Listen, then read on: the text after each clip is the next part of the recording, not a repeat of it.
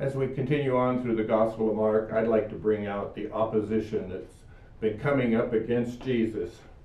You know, it's from the heart. It starts in the heart. In Mark 2:8, we saw that Jesus saw what they were thinking, and he asked them, "Why are you reasoning about these things in your heart?" And when the scribes and Pharisees saw that he was eating with the sinners and tax collectors, they said to his disciples, "Why is he eating and drinking with tax collectors?" He's trying to bring out some accusations against him. The Pharisees are saying, "Look, why are they doing what is not lawful on the Sabbath?" And the opposition grows to where they're outwardly looking to accuse Jesus. We read in Mark 3:2, they were watching him to see if he would heal them on the Sabbath so they might accuse him. Their only goal was to find fault with Jesus. And then we finished up in our last lesson that the Pharisees went out immediately and began conspiring with the Herodians against him as how they might destroy him. In Mark 3:13-19, and he went up on the mountain and called to him those he himself wanted, and they came to him. Then he appointed 12 that they might be with him, and that he might send them out to preach, and to have power to heal sickness, and to cast out demons. Simon, to whom he gave the name Peter, James the son of Zebedee, and John the brother of James, to whom he gave the name Boanerges, that is, sons of thunder, Andrew, Philip, Bartholomew, Matthew, Thomas, James the son of Alphaeus, Thaddeus, Simon the Canaanite, and Judas Iscariot, who also betrayed him. And they went into a house. Jesus chooses the 12. In John 15, he told the disciples, "You did not choose me, but I chose you and appointed you, that you should go and bear fruit, and that your fruit should remain. And whatever you ask the Father in my name, he may give to you." The choice that disciples make is to say yes or no to Jesus. People go to Bible college, and they learn different subjects according to the Bible, and there's nothing wrong with that. That's really great. The Pharisees were kind of educated in a similar fashion. They went to their schools and gained all this great knowledge of the Lord. But the method Jesus is using to train his disciples is a different kind of a classroom. He's going to take them with him. He's going to show them. They're going to learn from him. He's going to be the teacher in the classroom. And he's going to be the one that demonstrates everything he teaches. Some people ask why he chose 12. Why not 15? Why not 10? If you're interested in numbers, I don't like to get too wrapped around about them, but in the Bible, the number 12 is used 187 times in the New King James Version. It's the number of completion. There's 12 tribes of Israel, for example. There's not going to be any more. That's it. It's a completed number. And there's 12 apostles. And you say, "Oh, wait a minute. There's been apostles ever since that time." You're right. There has been apostles ever since time. But there's only 12 apostles that are the key leaders of the church. In Revelations 21:14 it says, "Now the wall of the city had 12 foundations, and on them were the names of the 12 apostles of the Lamb." So these are the 12 apostles that had superior name. I'm just going to give you a little information on the backgrounds, a little background of some of these disciples, just to show what a diverse group of people Jesus put together. We have James and John, and John's the brother of James, and they were called the sons of thunder, as we just read. And in fact, one time John says to Jesus, "Hey, should we command fire to come down on these people?" Well, James was one of these sons of thunder, and he ended up being the first disciple to be martyred, the first apostle to be martyred. John writes one of the Gospels, his brother, and the Gospel of John is often called the Book of Love, the Gospel of Love. And he was exiled on Patmos, and he wrote the book of Revelations. Peter and Andrew were brothers, and Jesus was walking by the Sea of Galilee, saw two brothers, Simon called Peter, and Andrew his brother, casting a net into the sea, for they were fishermen. They were brothers. Simon the Canaanite.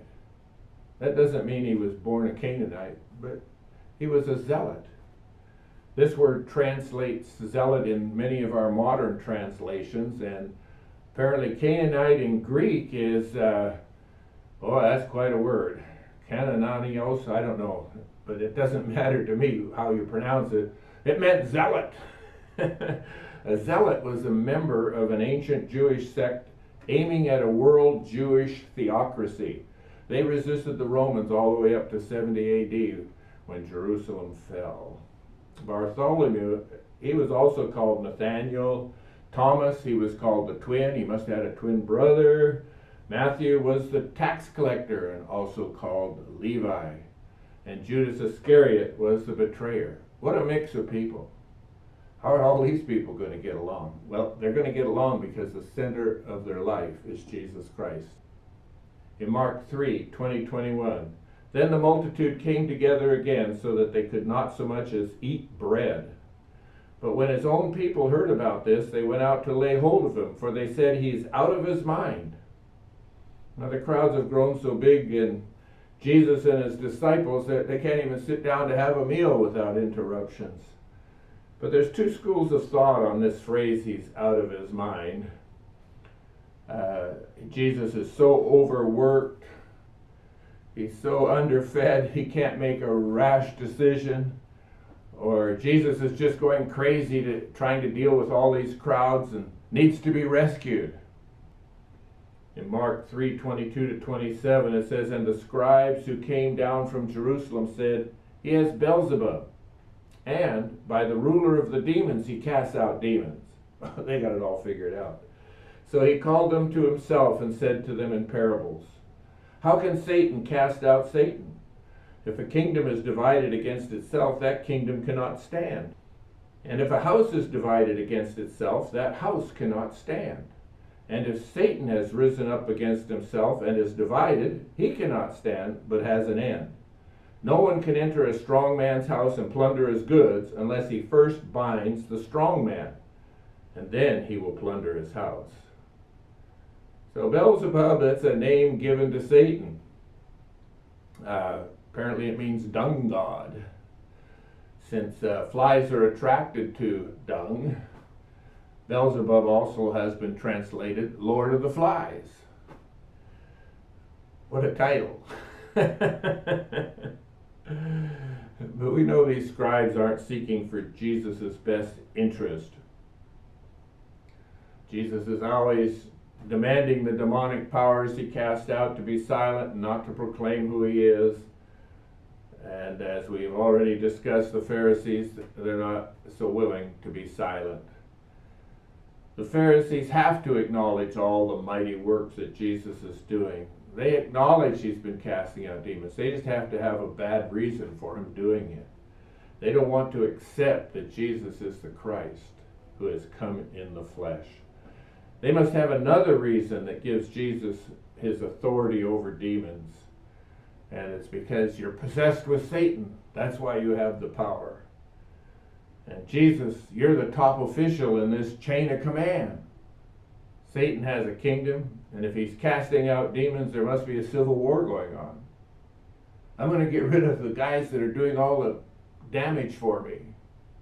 It just doesn't make sense. I know we have in our country here in the United States a lot of division going on, and there's a lot of worry about how are we going to get this country to stand with all the division. But the strong man here in this situation is Satan. When Adam sinned, Satan became the authority over man, because that's who Adam was subjecting himself to. In Ephesians 2:1-2 it says, and he made alive who were dead in trespasses and sin, in which you once walked according to the course of this world, according to the prince of the power of the air, the spirit who now works in the sons of disobedience. So you see this prince of the power of the air, Satan himself, he has a lot of authority and power and wickedness. But Jesus is also saying, I've entered his house. I'm plundering his goods.